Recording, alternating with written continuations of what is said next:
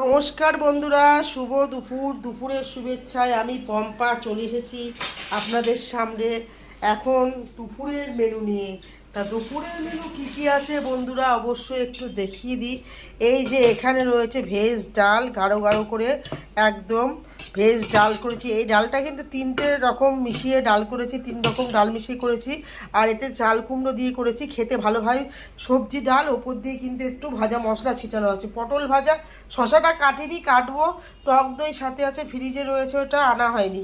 আর এইখানে রয়েছে চাল কুমড়োর ঘন্ট, একেবারে দিয়ে করা রয়েছে, মুগ ডাল দিয়ে। আর এখানে একটা নতুন করে রেসিপি তৈরি করেছি, এটা হচ্ছে কষা কষা করে চিকেনটা কষা কষা করে খুব সুন্দর করে করেছি।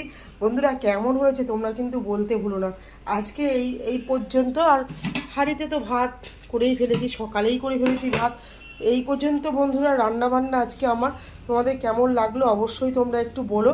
Thank you all my friend. দুপুরের শুভেচ্ছা, আমি পম্পা।